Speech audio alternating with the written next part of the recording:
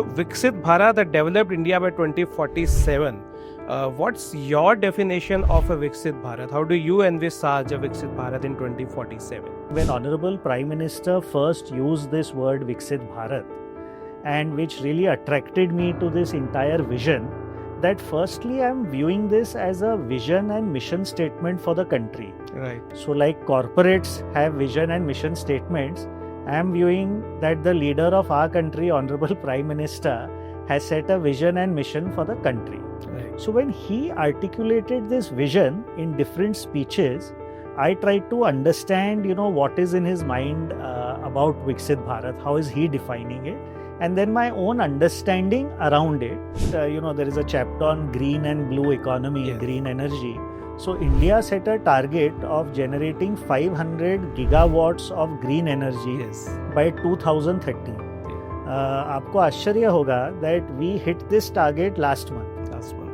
5 years 5 years. ahead of target. Right. So though I am embarrassed to say my data is outdated in that line, but I am so proud that my country has achieved this 5 years ahead of target. The issue here with agriculture is low productivity. Right. This is mainly due to two reasons. We have very small fragmented land holdings of a typical average farmer. Yes. 1 to 2-3 acres. This Right. is the typical size versus the developed nations, which normally the people are doing farming on thousands of hectares. acres. Right. The other thing is, less usage of mechanization and automation.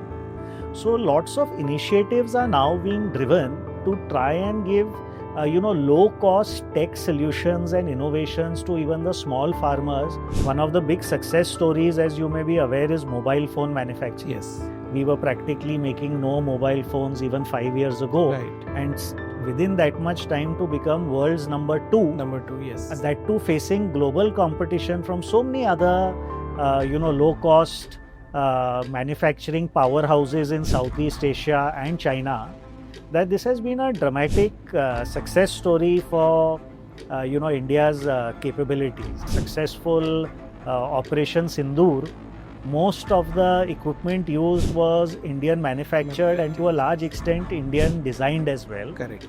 And what I find even more interesting is in this success story, as you know, a lot of certain drone technology and other high-tech technology came from startups. So not only the big manufacturers like DRDO, a lot of this came from startups, Right. from Bengaluru and Pune and such cities. How do you think a common person, a common man can contribute to the vision, to the goal of Viksit Bharat by 2047? देखिए, this is one of my main passionate subjects and topics. So I firmly believe, and I have stressed it throughout this book, that 5 or 10 or 50 people will not make a Viksit Bharat, package it nicely and give it to all of us as a gift when we reach 2047. हमको सब सामने आके कुछ ना कुछ करना पड़ेगा. Hello and welcome once again to Kitaabi Baatein, a podcast where we make sense of India and the world through the world of books. My guest today is Mr. Aditya Pittie, an entrepreneur, investor, author, and above all, a person who is very bullish and hopeful about India's future. You can see his enthusiasm in his latest book, Viksit Bharat, India 2047, where he lays down a roadmap about how he feels India should be in 2047, what can be done and what has already been done to make India Viksit or developed by 2047, which will also mark 100 years of Indian independence. Aditya Ji, it's an honor to have you on Kitaabi Baatein. Namaskar, it's a pleasure to be here and talk to you this evening. Thank you, sir. So, your book, Viksit Bharat, India 2047. So, by Viksit, we of course mean the developed India by 2047. And any student of economics knows very well that when we talk about development, it means not just a high GDP number, but an improvement or betterment of lives in many other aspects. It can encompass condition of women, condition of marginalized people. It can include things like pollution, daily standard of living, everything. So first of all, and as we have covered practically everything in this book, as I went through it, I realized that practically there's nothing left to talk about when we talk of a vision of India or the future of India. What inspired you to write this comprehensive book? Uh, I think this came from a deeply personal experience. My son is 26 years old. Presently, he had studied in the US, computer science engineering. Presently, he's getting some work experience there before he comes back to India. And whenever I visit the US, him and a lot of his friends from the Indian fraternity always ask him what is happening in the India. India. That was one trigger point. Because there is a lot of biased media, Yes. whether New York Times, Washington Post, etc., painting a very wrong picture. Right. Emphatically, I'll say it's not biased, it's totally wrong picture of what's happening in India. Right. So that was one of the motivations. In fact, I've written that in my dedication also in the book. Right. The other thing was, what I'm realizing more and more, that as you are also seeing, things have become very polarized Right. and very biased. So you don't know, which media is trying to promote what agenda. So I said, instead of talking in opinions, you could have an opinion, I can have an opinion, that let's talk with data. Right. Because data does not lie. So I said, can we, give this narrative with data instead of only my opinions? Right. And, I always use a quote. I use it in my business as well. It's by W. Edwards Deming, who's considered the quality guru. So when manufacturing companies win the Deming Prize, it's like the Olympic gold medal for them. So he says, in God we trust, rest must bring data. So the idea was to talk with data and present a positive narrative about, what India has achieved and how will we achieve our 2047 goals. Right. I completely agree. We are living in very polarized time in terms of opinions people having. And yeah, unfortunately, opinions are formed not on the basis of deep study, just like your book does. It does a very deep study of, about India and its various possibilities. It's based usually on, say, what someone is posting on Instagram or someone is putting on X, and people are forming opinions on the basis of very limited knowledge. So I think in these times, a book like yours, as you said, it deals a lot of data and it gives information on the basis of those numbers. So Viksit Bharat, that developed India by 2047.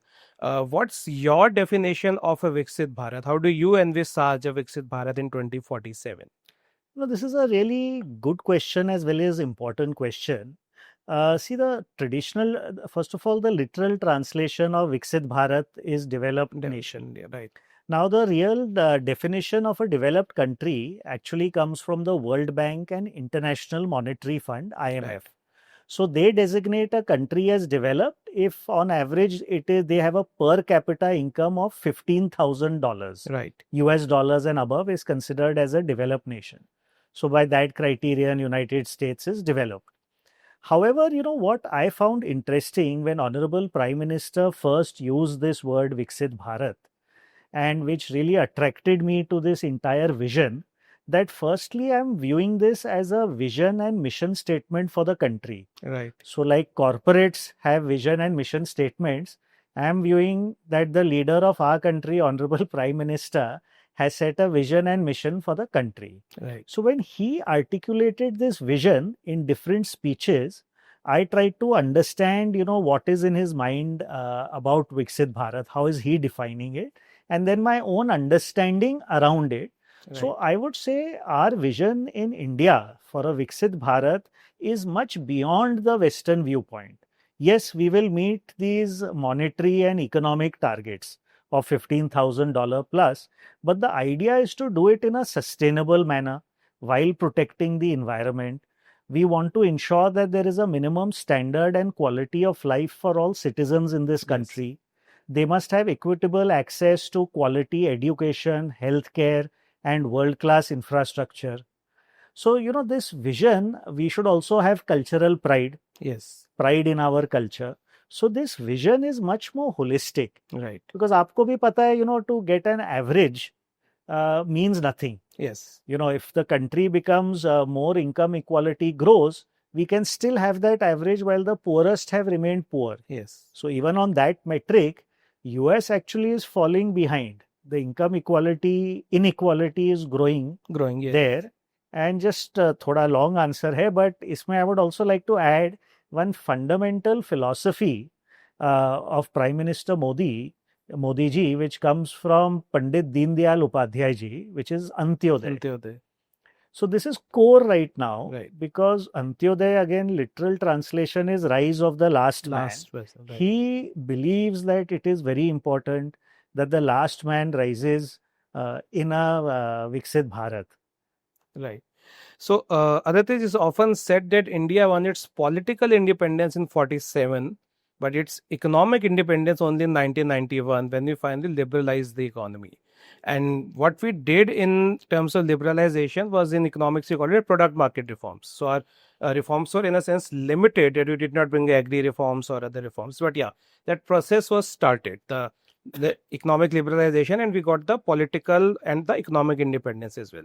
Since then, India did witness higher growth rates. We had a BJP-led government earlier as well, under Prime Minister Bajpayee Ji. What difference do you see from 91 to 2014, and what has especially changed after Prime Minister Modi's rise to power? Sure. One, I would like to point out that economic liberalization happened to some extent in 1991, Yeah. but that was not by design. What is right? It was driven by a crisis, a Right. balance of payment crisis. It was a imperative. It had to be done. There was a lot of pressure from World Bank, etc., and that's how things opened up, which was Right. good for India. After Honorable Prime Minister took charge in 2014, lot of things have happened by design. Yes. There is a strategic game plan behind it. These are strategic initiatives, not driven by any crises. So, the idea was to do it in parts. I think initially the idea was to do the big structural reforms like GST, Right. insolvency, banking code, etc. And these, we have seen the benefits coming out of this. Again, data supports how fast India has Yeah. grown. And now we are getting deeper into many things. Now the government is working on process level reforms. So, there are all complex, acts and legal, procedures, etc. in India, which are being looked at literally line by line to ensure that the complexity is reduced, the subjectivity is reduced. Subjectivity leads to certain people holding decision making power, Yes. which leads to corruption, or in economic, more polite terms, is rent seeking. Yes. So this all happens. So now it is being looked at line by line to see what is not needed, what can move more automatically, increase ease of doing business, and really unshackle entrepreneurship, according to me, in the country. Right. So, is in the process of writing this book, and as I mentioned, you covered practically everything there is to be written about India when we are talking of India's progress. What are the key things in the journey of writing this book you came across, which say even you were perhaps not fully aware that this is something very positive is happening, and we were not say aware, or the common man you think is not aware, but very fundamental things are being done in some sector and in some part of the country? I think one overall, I would say, first of all, that I myself was shocked when I studied the numbers. Like we said in the starting, this book is all about data and a lot of Yes. numbers. But in every sector, in every initiative, the numbers are staggering. They are really surprising, because what it was before, what it's now, what the further targets are. So this, I think, is one theme throughout the book. As I did the research, that I found the numbers shocking at what scale and speed the work has happened, Right. which leading to lots of multiple fact check, data check to re-establish these numbers. So that definitely was an overarching theme. And I think also, the targets that have been set in all these sectors. I'll give one example where this speed and scale, I'm telling everyone that, by the time the book was written and then it went to the editor, for their editorial, to the publisher's editorial team, and thereafter got published, Right. many months have passed. Yes. Already a lot of the data will be old data. Old data. We are moving Yes. so fast. Correct. So I keep telling people, if you fact check the data today, your number will always be higher than my number. Because we would have made some progress हाँ, in those months as इसमें एक well. एक उदाहरण मैं दूंगा that there is a chapter on green and blue economy, Yes. green energy. So India set a target of generating 500 gigawatts of green energy Yes. by 2030. जी. आपको आश्चर्य होगा that we hit this target last month. 5 years, 5 years ahead of target. Right. So though I'm embarrassed to say my data is outdated in that line, but I am so proud that my country has achieved this 5 years ahead of target. Definitely. So, sir, when we look at India's growth in terms of, say, sectors, so one of the critical sector is agriculture. The reason being that still about 40% of our workforce is still employed in agriculture, and it contributes just about 15 to 16% of the GDP, if I remember it correctly. It's somewhere near that only, which is not at all a healthy indicator. Now, Prime Minister Modi ji has definitely taken a lot of steps for improving the conditions of farmers. But one of the limitations is the sheer number of people employed in agriculture, which though has come down from past, say, 10 or 20 years, but still a very large number of people are employed in agriculture. And we all know that he tried to bring the farm laws, which are a very critical reform, yet he could not do that because of political and other pressures. So how do you see what progress has been made in agriculture? And in the absence of such farm laws being, implemented to a law, how do you see the future for agriculture in India? देखिए, agriculture is very important in the Indian economy. Aajkal, with what's happening globally, if you see geopolitics, even like energy security, food security has become critical. Yes. What we are seeing, all this global upheaval, it has become very important that we are Atmanirbhar even in food production. Right. So, agriculture is very important for India on numerous levels. The issue here with agriculture is low productivity. Right. This is mainly due to two reasons. We have very small fragmented land holdings of a typical average farmer. Yes. 1 to 2, 3 acres. This Right. is the typical size versus the developed nations, which normally the people are doing farming on thousands of hectares. Right. So that is one issue. The other thing is, less usage of mechanization and automation. So lots of initiatives are now being driven to try and give, low cost tech solutions and innovations to even the small farmers to drive up their productivity. You must have heard about things like drone Didi. Yes. And other things, using AI tools, on the farmer's mobile app, where he'll be able to take a photo and understand, what disease there is, what needs to be done.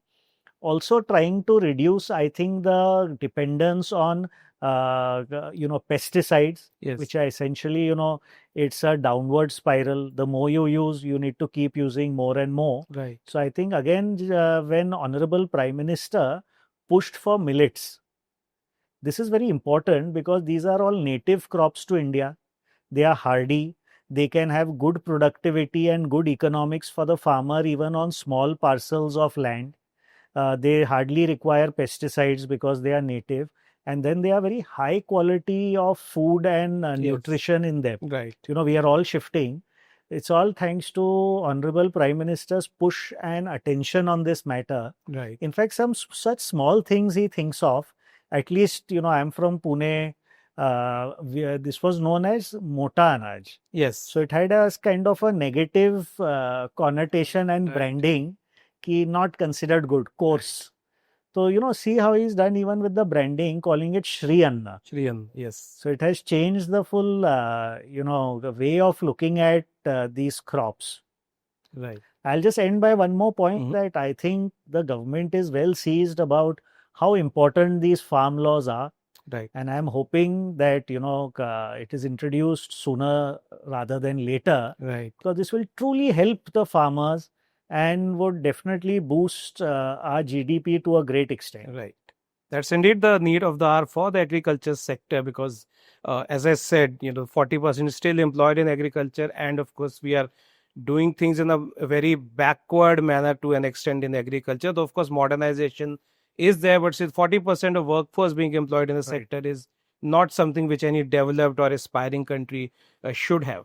So from agri, we move to industrial sector manufacturing. So one of the things here was that the PLI scheme, for example, if you can elaborate a bit on that. And secondly, I think Modi ji launched Make in India scheme in the very first year of his prime ministership. But one of the data points is that the share of manufacturing in GDP has not moved much. Or the government, and I think you also mentioned in the book, the government's own target was to bring it to about 25% of the GDP, and yet that number stays around 17% after 10 years of Make in India.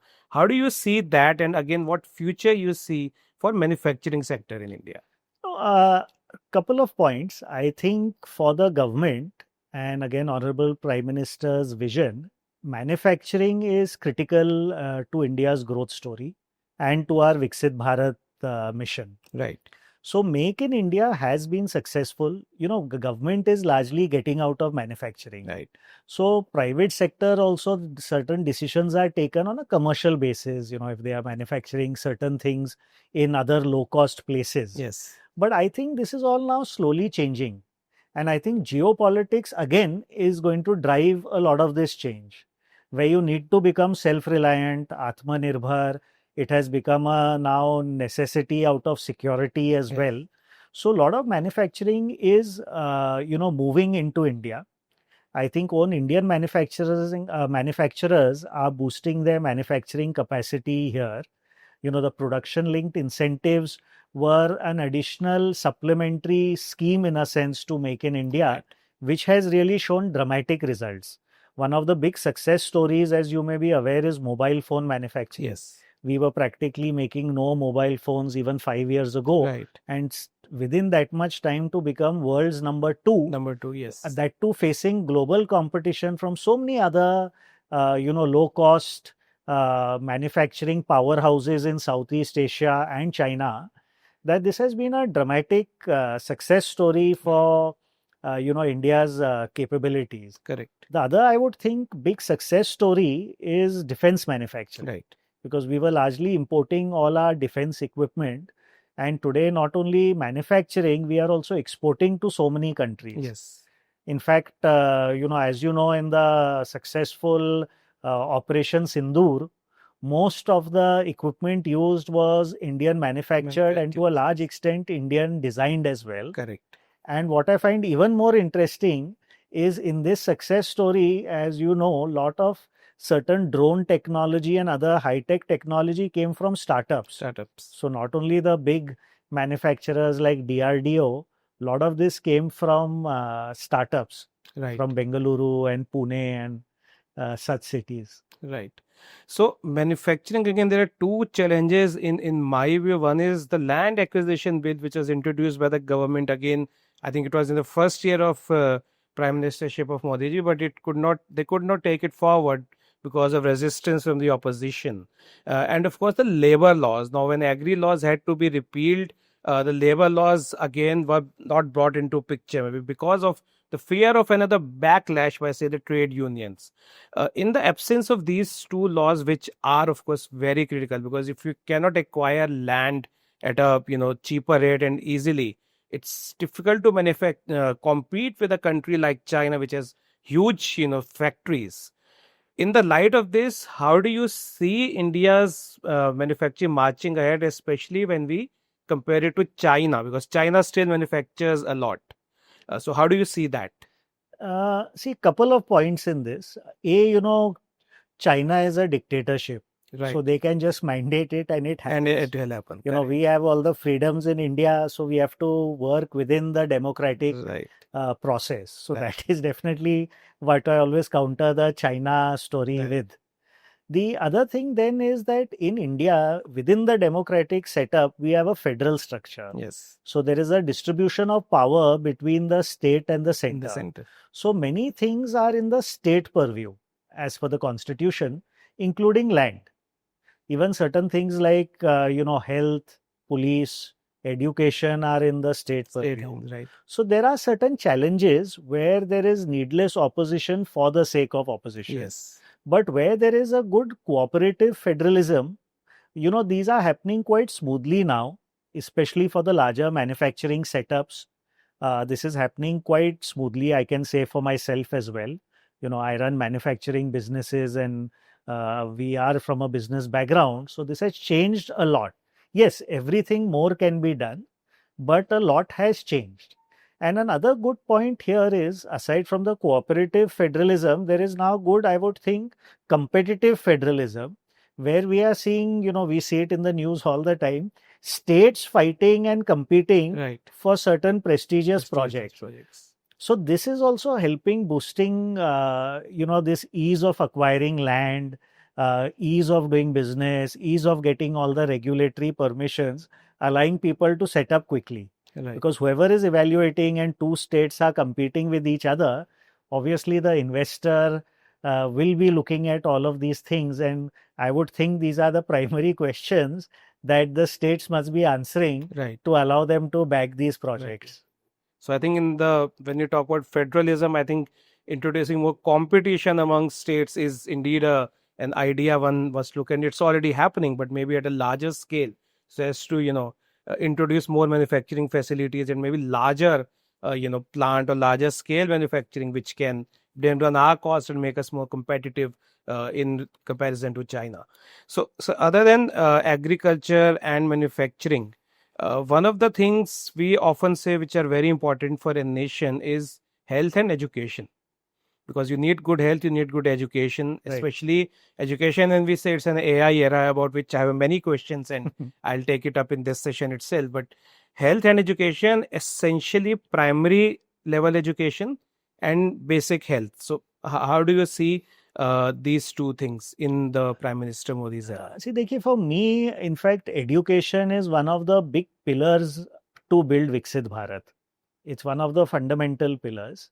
And I think the central government has taken the first big step in the right direction with the National New Education Policy, NEP. In that, we have also introduced the Indian Knowledge System, IKS, because, being proud of our civilization, culture, heritage is also important.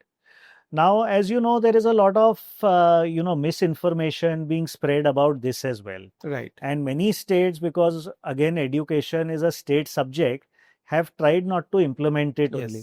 So this is really unfortunate. There are other critics, who have some complaints, but I, look at trends and, I've also run businesses. You can't be perfect. You can't take the ideal final step. Everything is a journey and a process. Correct. So I think that the government has taken an excellent, large step forward with the NEP. It's a great policy. And obviously, as it goes along and gets implemented, as they get feedback, things will be tweaked, things will be changed, things will be, moved around.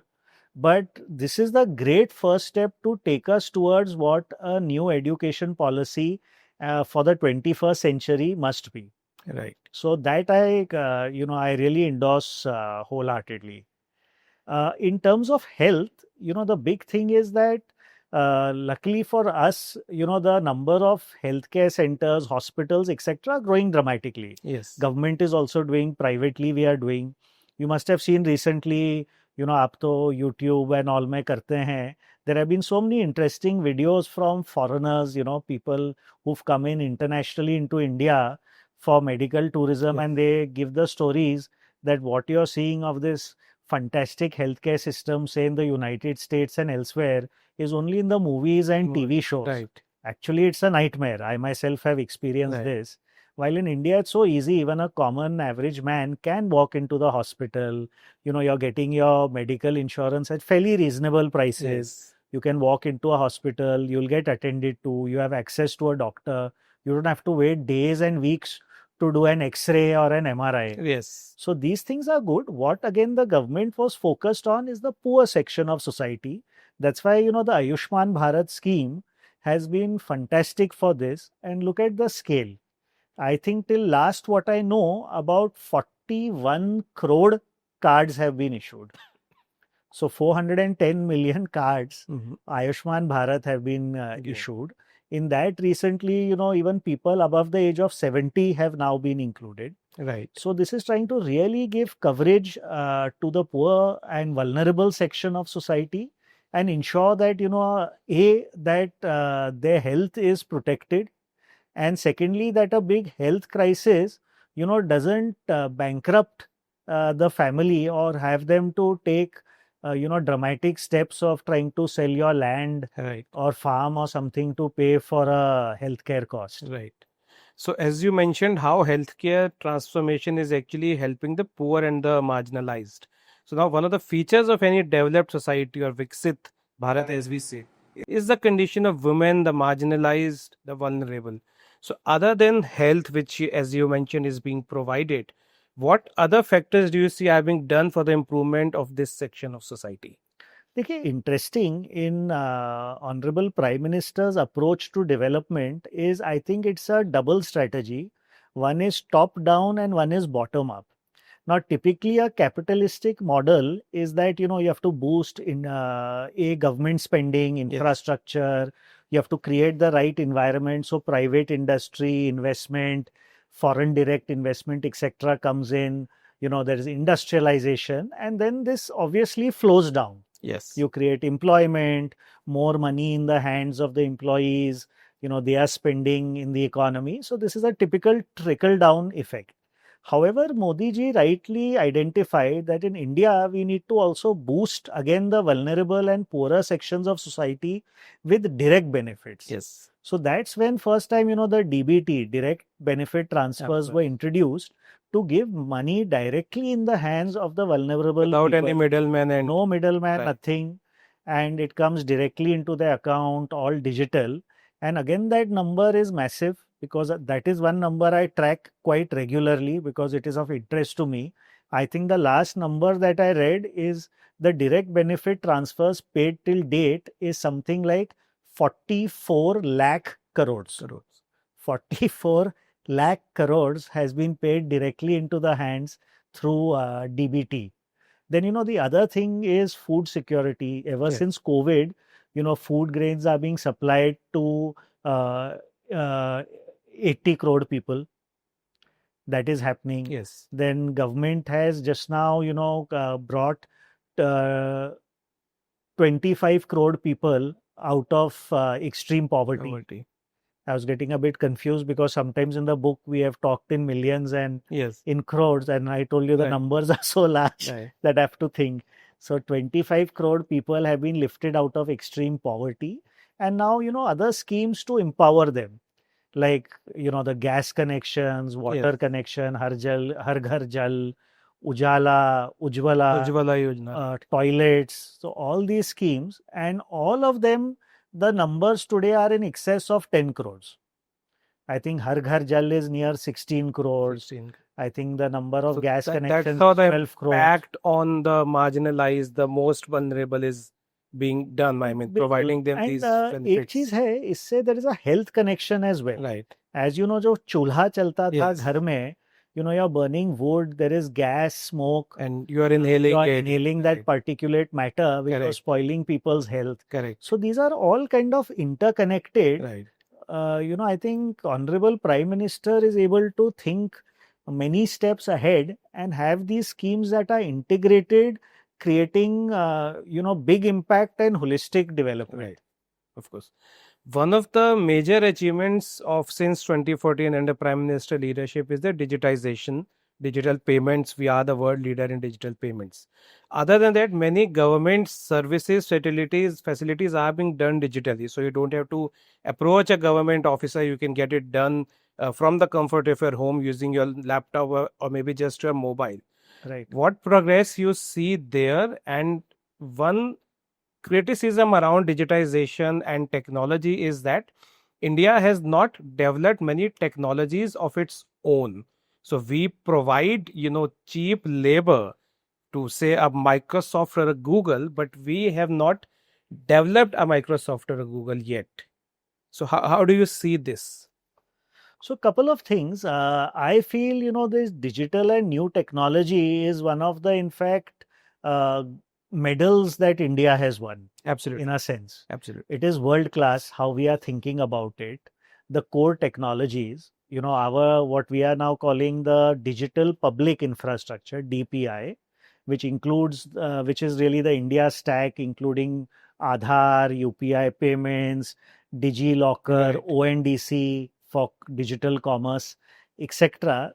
These are at what is now the term being used, population scale. Yes. Because everything is in many hundreds of million and many things are 1 billion plus. Yes. So, in fact, the developed countries get shocked with these numbers. Right. I travel very often to the United States.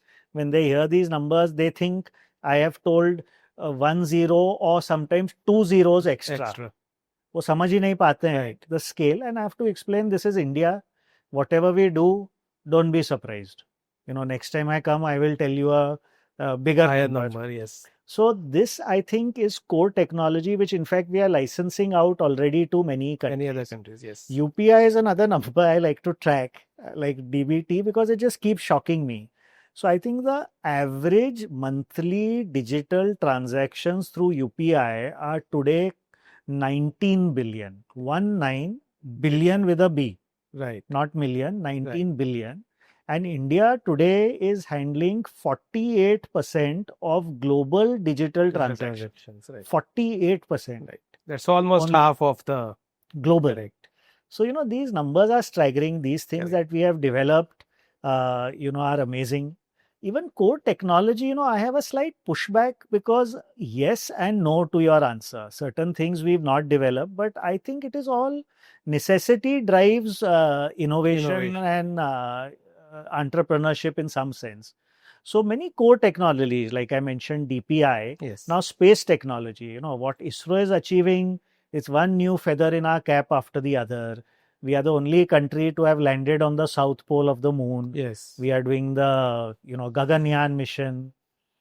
Wing Commander Shuklaji, I think, just returned back today to today itself. Correct. After a successful mission in space. Right. So I think India is doing all of this. Again, in defense, we developed the BrahMos missile. Yes. Things like this. So we have done. I think necessity will drive more innovation according to me. Startups kar rahe hain. Yes. Startups are doing their own bit because that's entrepreneurship, etc. I think the bigger companies will follow. Right. But yes, I would just like to add one point that in Viksit Bharat, I see India doing more core technology, more deep tech, hard tech, things like this. And we need to improve our expenditure and research and development. Yes. So today, India is at approximately 0.65% of GDP is India is spending on research and development. We need to take it to at least 2%. 2%. I've spoken about this. Right. So we have to bring in the culture, spend more money on it, and there is nothing we can't achieve. Right. We've all seen those photos in the initial days of ISRO of some, I think, rocket part being taken on a bicycle. Yes. To where we have reached now. Correct. So I think... And in fact, the space program, the Western countries used to make fun of India when they talked about sending these rockets to space, and now they approach us for the technology. So definitely, we're doing it also at a low cost. Yes. People don't understand at what low cost we've launched all these missions. So I think we'll get there. Necessity will drive it. And again, now I'm repeating it, but that's the world we are in today, where I think, the geopolitics of the day today is now going to drive all of this. Correct. I, in fact, recently wrote an article about this, which was published, I think, in CNN News 18, and where I've spoken about these things.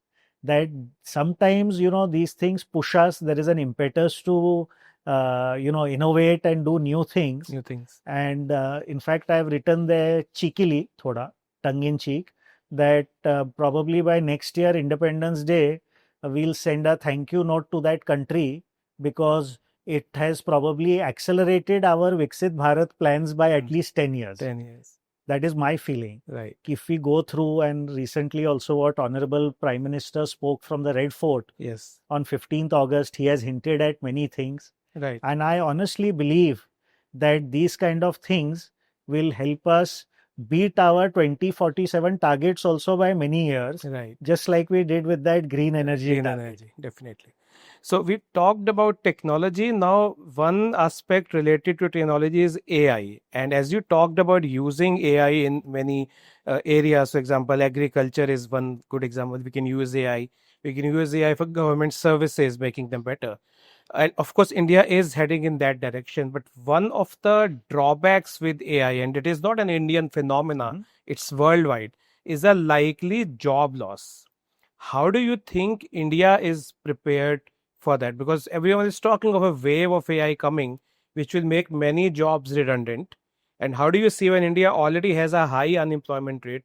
How do you think, on the one hand, we have a positive, uses of AI, and one hand we have this risk, just like any other country has? How do you think India is prepared for that? See, a few points there. I think India is, well seized of all these new technologies and is pushing very hard. Right. So AI really, I think there are two parts to the AI race in a sense. One is also the hardware, because very hardware heavy, Yes. driven by the chips, etc. We're all reading about what's happening. So we have pushed very hard the semiconductor mission in India. Yeah. As you know, many large semiconductor manufacturing plants are being set up all over the country, Right. including in Northeast, in Assam, etc. So we are trying to ensure that we have, in a sense, like energy security, food security, semiconductor chip security. Right. So that is needed, because otherwise you can't have win the AI race. Right. Secondly, we've always had the programming skills and capabilities in India which are being put to good use. Right. Aside from private sector, government is also working on various AI models, Yes. LLMs, etc. And many private companies are working on this. Recently I had the privilege of spending the day with Sridhar Vembuji of Zoho, and Ji. it is amazing what all they are doing. So there's a lot of work happening. Right. So just first off, I feel that India will be well placed overall in this AI and semiconductor game going forward. The other thing about job loss, I'm generally, as you would have guessed, I'm a positive person. So I don't see problems. I see gaps, and in the gaps, I see opportunities. Right. So yes, there will be, I think, a change in some nature of jobs. Instead of calling it job loss, I will say that there is going to be a change in how certain things are done. Right. But I'm also confident that new technologies open up, new avenues, new businesses, new applications of those technologies. And I think we will be well placed to leverage all of this. So I'm seeing it as an asset. Right. Plus, I would add another element to this. As we all know, India is one of the youngest countries in the world. Correct. Our median age is 29. Yes. We have the youngest working population. And, these people are going to adopt these skills These much faster and will be able to. Right. And I think they will be able to do a lot more with this. It's not like you're trying to teach an older population these new technologies and trying to transition them into this. Luckily, the new technologies will be easily, I think, adopted and used by a young, energetic, well-educated workforce. Correct. So, I had a question related to the population as well. So recently reports came out which did suggest that, our this benefit of young population is coming to an end in the next couple of decades. Our fertility rate and the population growth rate is coming down. So like the replacement rate, which is 2.2 for a population to sustain, it has come down to, I think, 2.1. And after about 20-25 years or so, which means around 2047 itself, the growth in population will be very less compared to what it was. And in fact, one of the key aides to the Prime Minister, Sanjeev Sanyal ji, he is of the view that we should stop all population control programs, because otherwise we will be seeing a decline in the population, as is already happening in many Western countries. So what's your take on that, in purview of we having the advantage of a very young population? Dekhiye, couple of thoughts in this. One, though, obviously, what our age is, when the country moves 20 years ahead, it will have aged. Yes. You can't hang on to that median age or that demographic dividend forever. So that I don't see as a problem. Reason is that we are at I call it a perfect, celestial alignment. जैसा stars का alignment होता है, we, according to me, have this young population and this demographic dividend in one of the most important and critical points in our history. When all the foundation is well set, we are the fourth largest economy in the world. we are also what I call, and which is known in economic terms, in the Goldilocks period. As we all know, our childhood story of Goldilocks and the three bears, one soup was too hot, one was too cold, one was perfect. Similarly, we are in a Goldilocks period of our growth because we have high growth rate. Our GDP is the fastest growing GDP amongst all major economies in the world. Despite global uncertainty, we are growing at 6.5% real GDP today. And as you know, some inflation data came out just last week where it's dropped to 1.55%. Right. So we're in the perfect Goldilocks period of high growth, low inflation. So at this time, and with the Prime Minister pushing hard on Atmanirbhar Bharat, self-reliance, Make in India, all these initiatives, that this is the perfect time for us to have that demographic dividend of a young population. Right. So yes, it will age after 20 years, but we will have, kind of extracted the best leverage out of it. To your other point on population now decelerating, this is again, like you rightly said, a natural progression as a country develops. Right. As education levels go up, wealth increases, prosperity increases. This naturally happens to all countries. Right. But I think, again, we have such a large country to start with that, not a big concern that I am seeing as of now. Right. So when you talked about the growth rate and inflation, so I think for Viksit Bharat, you talked about a GDP about 30 trillion. And I think we are currently at about 4 trillion, if I am not wrong. So it's like a 7.5 times growth from today till 2047. Along with that, a per capita income of about $15,000 or $18,000 you talked about. We are currently at a very lower level. How do you see this thing coming up? I mean, in 20 years or so, we are growing by 7.5 times. And along with that, ensuring that our per capita income is sorted in the sense the inequalities do not rise that much, that other than the $30 trillion GDP, we also have the sensible level of per capita income. Sure. No, this is a great question, and I always love answering this. See, I've written a section in that book called The Mathematics of this $30 trillion economy. What I realized, because people are just giving these targets, I wanted to show what is, like you have rightly asked, what is the underlying mathematics or calculation that is going to get us there. So when I wrote the book, I think the GDP number of India was about 3.9 trillion. Yes. Today we are at about 4.3. Because we'll become the third largest economy, overtaking Japan in about 2 years. 2 years. So that's where we are at.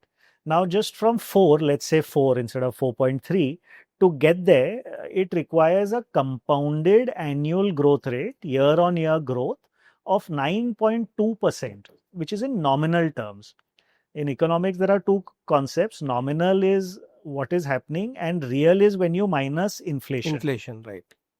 So kind of, although we have dropped to a very low inflation rate today, but with the average inflation rate that's expected, this means that you require a real GDP growth in excess of 6.5%. So just to again tell you, in the present circumstances with this global uncertainty, volatility, we are still growing at 6.5%. Right. So the target is quite achievable. I did one more calculation actually to make it easier for the average reader. There is a interesting thing that I like to talk about, the rule of 72. So this is a very interesting thing, which, if you're also an investor, aapke mutual funds honge or whatever, if you divide your mutual funds ka return, say you're getting returns on mutual fund of 12% per year, per annum, if you do 72 divided by 12, it is equal to 6. This means your money will double in 6 years. So this is a good way of looking at things. So similarly, I showed that, how many times the doubling is required to go from 4 to 30. And then you see how many years and what the growth rate is required, just to come up with simple numbers.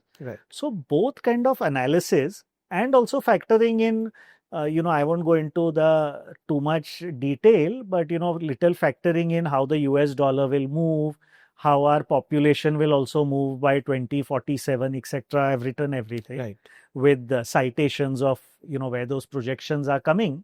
It shows that to achieve this $30 trillion plus, when you hit that number, you will hit a per capita number of $18,000, Right.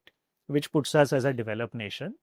The overall growth rates required are quite doable and reasonable. Reasonable. Obviously, provided we keep up doing all the good work that we are doing, keep up the reforms, keep up all these initiatives. So it is not unreasonable. Right. Isme 2 points I would like to just add that, this has also, I've written it in the book as well, that other countries have done this. So it's Right. not unique कि India ही try कर रहा है 20 Right. साल में इतनी growth होगी. Japan, South Korea, China have all done it All done this. in yes. different points in history. In fact, they have done it at much higher sustained growth rate. So what India needs to achieve is not out of the ordinary. Right. And in a lighter way, I'll say it like a T20 cricket match. Right. What I like to tell people is that the required run rate to win the match is very reasonable, Right. provided we don't do something dramatic and go and lose all our wickets. Right. But it is not like we require 20 or 30 runs and over Right. to win this match. It's a reasonable run rate Correct. that is required. Right. So, Aditya, you talked about the prospects and you explained the things very beautifully, that why there's a need to be optimistic. As you said, the numbers don't lie and the numbers do suggest. There are certain risk factors which again some are specific to India, some are not specific to India. One is that a situation like COVID or a situation like a Lehman movement which happened a couple of years back, a financial crisis, because we already know that debt in many countries, especially Western countries, is way too high, especially China and America. So we can have another financial crisis like situation. We may have another COVID like situation. These are hypothetical, but they can happen. In fact, at the time of COVID, I remember one of the very prestigious Indian American doctors said that we are entering into an era of such, problems, such kind of diseases. Such external factors, if any of such thing happens, and one more is a geopolitical uncertainty, and we are talking of a third world war kind of situation. Such situations, how well do you think India is insulated against those shocks? Definitely, there are lots of uncertainties today. One term that people use is called VUCA, VUCA. Volatility, uncertainty, complexity, and ambiguity. So we're in a VUCA world, there is no doubt. However, increasingly India is getting insulated from rest of the world. Again, geopolitics, all countries are getting inward looking. So are we. Luckily, we always were quite insulated. We are not a country dramatically exposed to exports. Right. We luckily have a huge consuming domestic economy. So luckily, even earlier, even before these uncertainties and present geopolitics, India was always fairly insular. We have always followed, I think, conservative and solid fiscal policies. Yes. Even in COVID, it showed that. Right. Because we have not dramatically, over-indebted. Debt is in reasonable. Our total debt with respect to GDP is at about 80%. 80%, right. Which is not bad. If you look at what the developed countries are, they have much United higher, States has crossed $37 trillion. Yes. Unmanageable. I think that interest payment alone is in excess of $1 trillion a year. Right. So that way we have always been prudent. We have always been conservative and insular. So this has allowed us to even go through unscathed in the COVID pandemic. In fact, that crisis allowed us to do a lot of things. Yes. Boosted a lot of manufacturing, pharma, etc. in India. So, we have never let a good crisis go to waste. Right. So I think overall we are in much better shape than, the rest of the world. Right. And I think these present geopolitical climate is driving us more and more to self-reliance, to Atmanirbharta. Right. And in fact, Honorable Prime Minister, again from the Red Fort, said that ki Atmanirbharta will lead us to a Viksit Bharat. Atmanirbhar Bharat will make a Viksit Bharat. Viksit Bharat, correct. So, as you are very much inspired, and I guess many Indians are, by Prime Minister Modi's vision of the Viksit Bharat, a hypothetical question, assuming we see a change in the government in the next Lok Sabha elections, because it's still uncertain, we cannot predict as of now.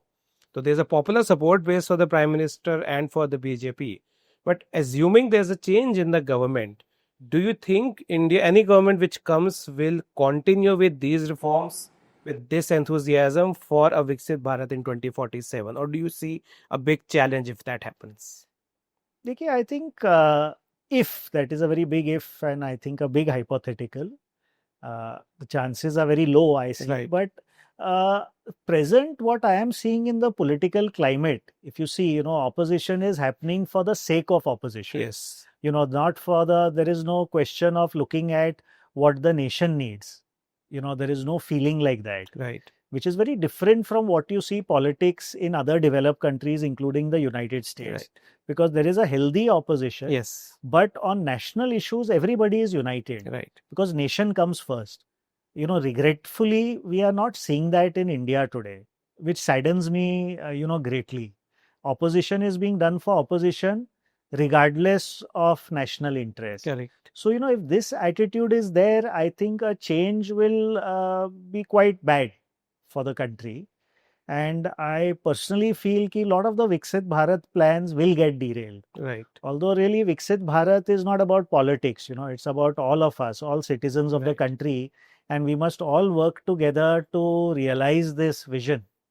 Right. But I have less hope that this will be carried on if there is a change. Right. So, as you said, every citizen, and you mentioned this in book, that every citizen has a role to play in making India a developed nation. How do you think a common man who is not into policy making, not remotely related to policy making of any sort, how do you think a common person, a common man can contribute to the vision, to the goal of Viksit Bharat by 2047? This is one of my main passionate subjects and topics. So I firmly believe, and I have stressed it throughout this book, that 5 or 10 or 50 people will not make a Viksit Bharat, package it nicely and give it to all of us as a gift when we reach 2047. हमको सब सामने आके कुछ ना कुछ करना पड़ेगा, सक्रिय ढंग से करना पड़ेगा, actively. It requires citizen participation and jan bhagidari. It's important. It's a big complex nation.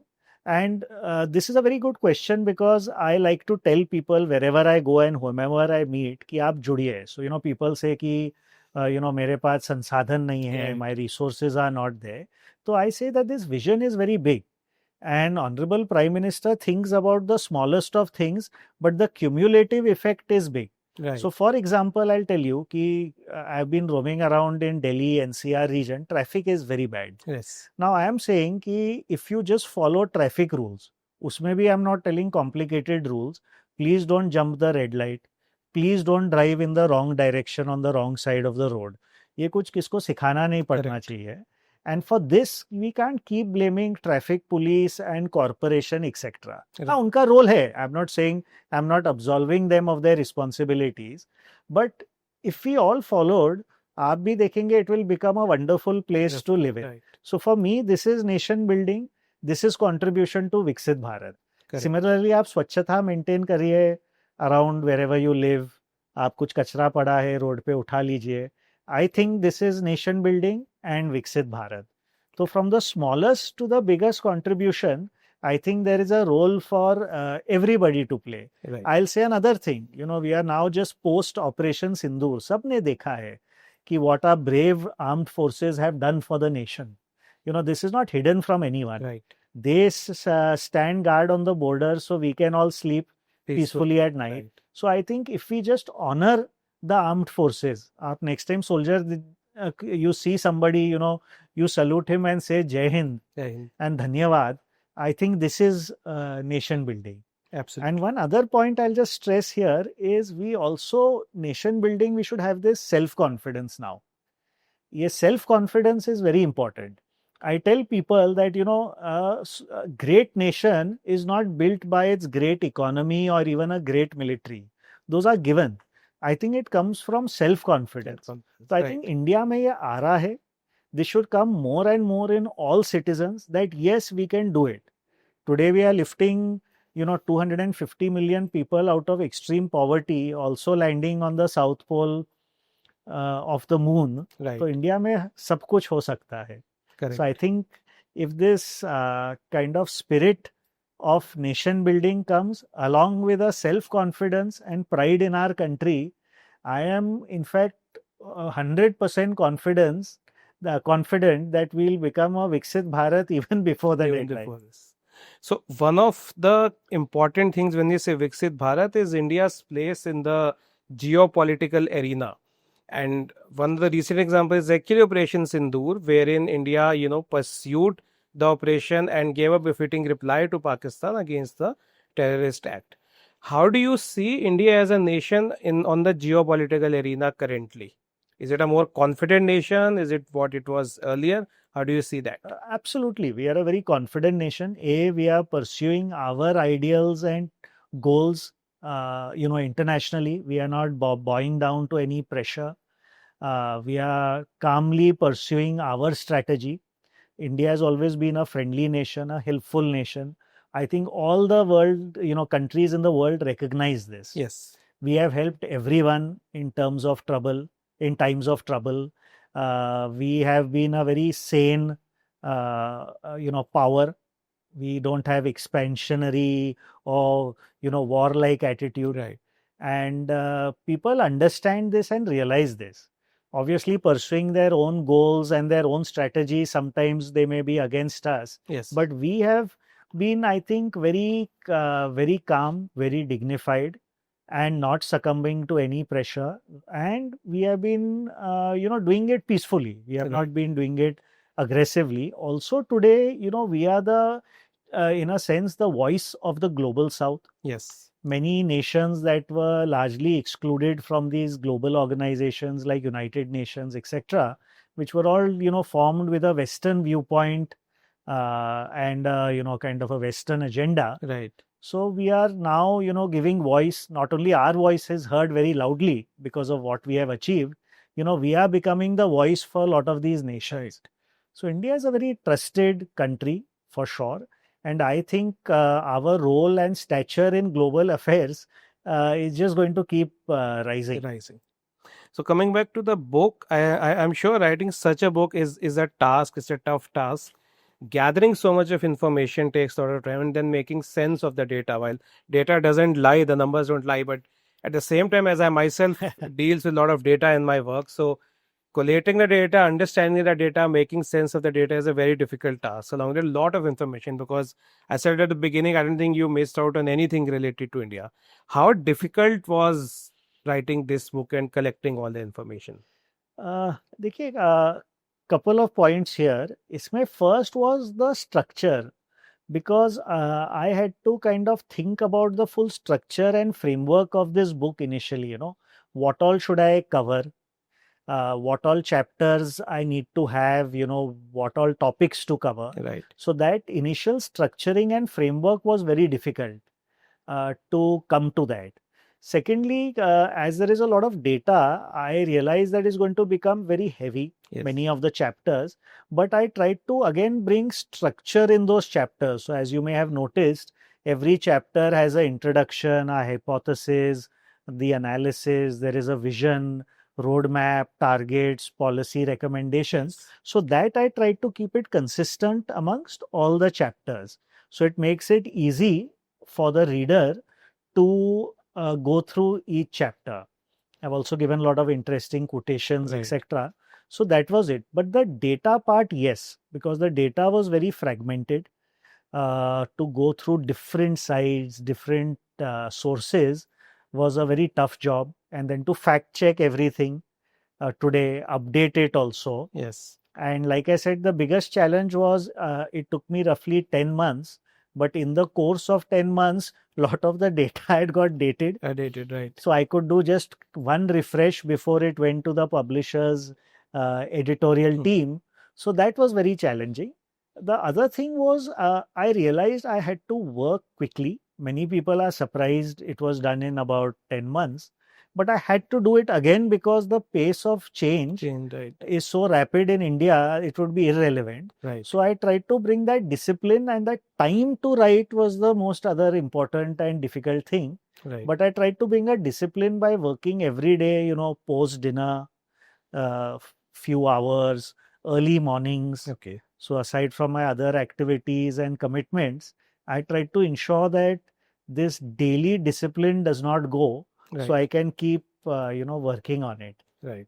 So book is written on a very optimistic note, and at the same time, the beauty of the book is that it does recognizes our limitations, the drawbacks, what can, what the limitations are, what are the issues are, where we have faltered, where we have failed, where we did not achieve. So my last question is related to one of the things which I feel at a personal level are very critical and which may play spoil sport against, the vision and the dream of a Viksit Bharat, judicial and administrative reforms.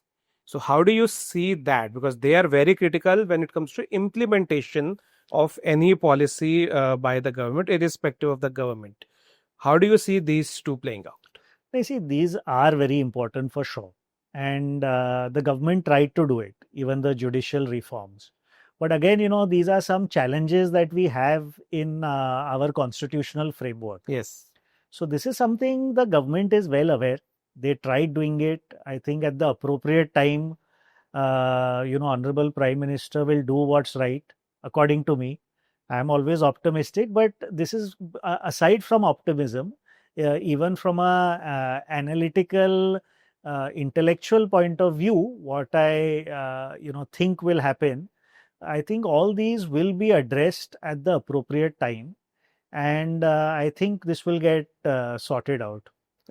So I think optimism is the best way to end a podcast. Aditya Ji, it was a pleasure talking to you. I am Sure. definitely enthused by your enthusiasm. Just like you, I think me and many other Indians dream of a Viksit or a developed Bharat by 2047, the 100 years of independence.